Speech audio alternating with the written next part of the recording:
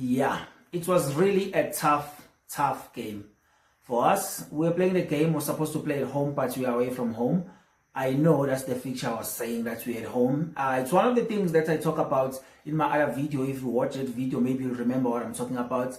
But that's one of the things I want to talk about when it's come to this game, because it's a defeat, and I didn't expect to get a defeat, but I'm not that angry about the defeats the way we got it. It's a 2-1, even though I think the 2 goals were just the lapse of concentration.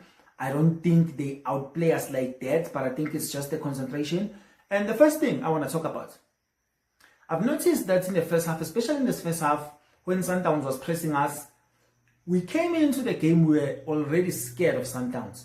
If you look at how we play in the first 10 minutes, there was a time where we were actually not sure what to do with the ball. Sundowns was just dominating the position and numbers, not like they were really having a good movement of the ball. It's just that Pirates was not actually doing anything with the ball. So Sundowns was like, okay, we're going to just rotate the ball amongst us, and then you guys need to come and get it. So I think that was a bad thing for Pirates coming in with that mentality. I know at some point they were willing to do it in the first half because it was like a pound to pound for chances. And I think if we were managed to score at least one of the chances we got, the game was going to be a different story than the story we're in right now.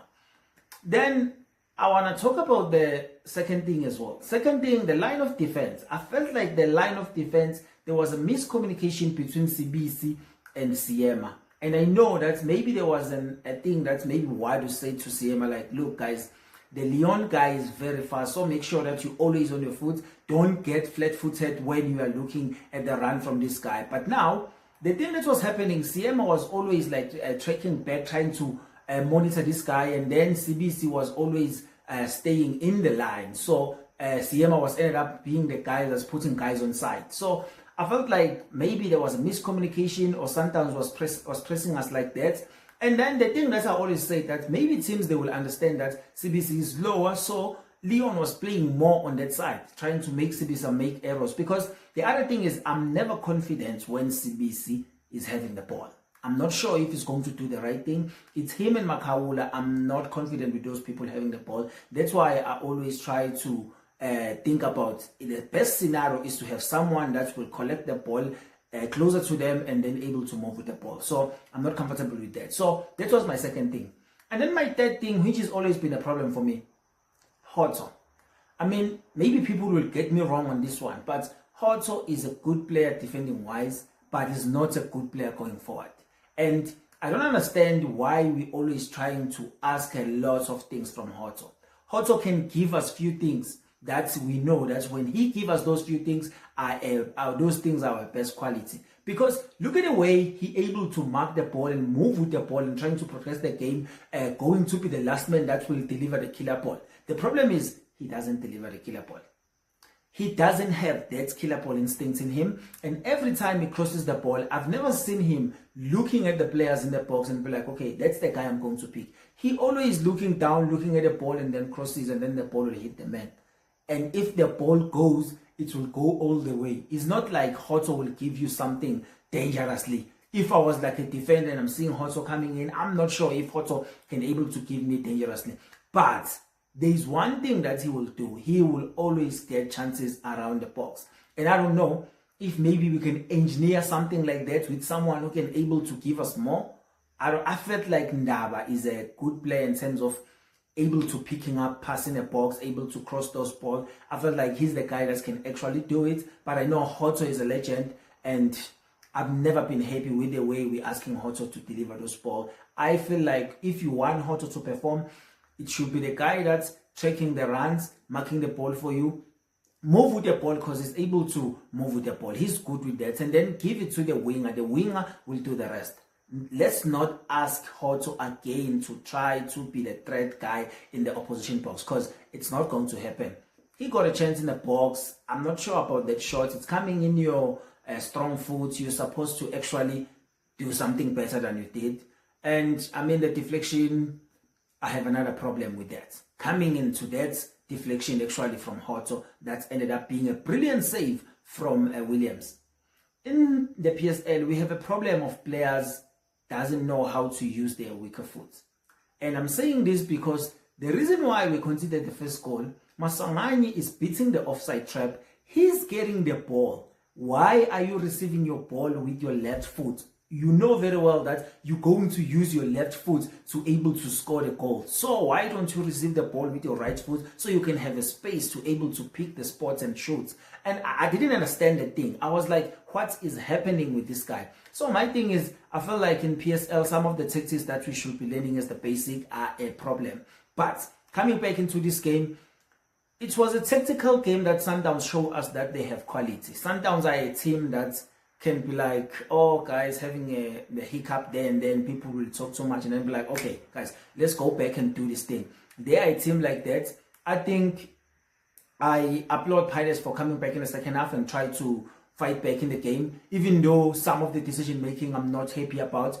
Police for me today didn't really have a good game. It was an in and out type of game for him. He wasn't sure. Some point he was picking up, some point he was just losing it. It's like you have a battery that doesn't wanna actually hold that line, yeah. So I felt like it was a bad thing for Pirates, and I'm not happy about this. I just think these results are not going to be the results that we're going to see going forward. I feel like this should be actually a lesson for Orlando Pirates, especially for different kinds of players. Mbutsuma, I don't know. I felt like you got some basics, but you need to add a little bit of direction in your shooting. The first header you were supposed to score on this one. The second ball that ended up being a goal by Masandawana, you were supposed to score that ball. I like the instinct of using your first touch as a killer touch. I like that, but I think Mbutsuma needs to work on the finishing in terms of directing those balls. I know you can hit the targets, but try to now pick the spots. Try to look at the keeper when we anticipate that the ball is going to come to you, so that when you're making those decisions, you know exactly where the keeper is. At least try to do that so that I can see that, okay, now we are improving on that. But other than that, we tried to press very well Mbutsuma, and I mean, he was making those runs, but I think we couldn't play in the middle of the park.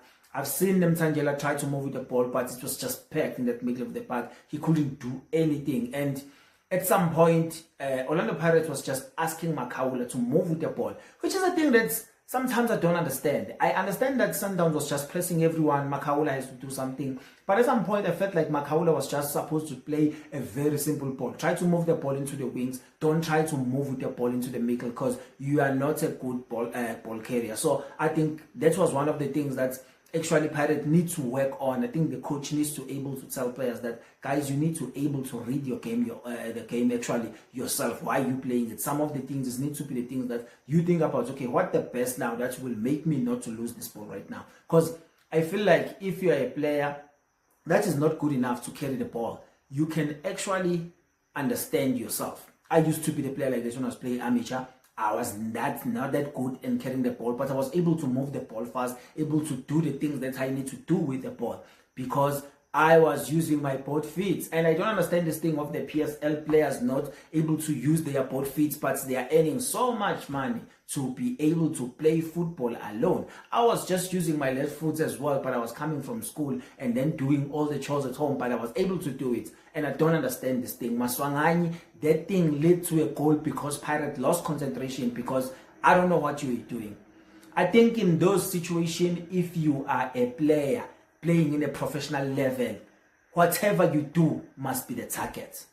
I'm not thinking about this thing of trapping the ball 17 times. Just no. What I'm saying is, I believe you are a left-footed player. You are supposed to trap the ball with your right side so that you can have a space to pick far post, near post, or to pick someone that is running. And my thing is, I think we need to also remind players of the angles, geometry. They're going back to those angles, because you know you have a line. Where you're going is the pole, so it's an acute angle. What you need to do, you need to open the space for yourself to able to do decisions, not using the foot that you need to balance with, you need to shoot with. How are you going to do all those things? Where will be defenders at that time? Because when you're doing all this thing with one foot, defenders will be there to take the ball. Do one thing, trap with the right foot, balance with the right foot, the ball will come back to the left foot, and then you pick your position, you pick your the runner in the box, you do whatever, because now you have a control of the ball. I think one of the things that these guys are doing is just frustrating when you watch the game. But I feel like this is not supposed to be the hiccup for the guys. The guys need to go back and work harder and work in some of those mistakes that they saw today and try to push and push. We are done playing Sundowns this season, so what we need to do now, we need to do our own work. There's nothing that Sundowns owe us. They took the 3 points, so this season actually 4 points that we gave them. So we need to make sure that we win other games that are left, which I think it's 13 games now. So we need to make sure that we do it. So in terms of the 5 games that I talked about that we need to win to decide the season, it's really not happening right now. We lost this game today, so I feel like we need to win the game against the neighbors. The neighbors need to get it. I think if the neighbors can get it, we can still pick up the form and making sure that we continue with our form that we've been building throughout the season. So yeah, I'm ahead, but up the Bucs. You have anything to say about the game, make sure that you comment down below and let me know. And if you haven't subscribed, make sure that you subscribe. You click that like button, you click the bell just to make sure that you watch all the content that I post about the mighty Buccaneers. I'll see you on the next one.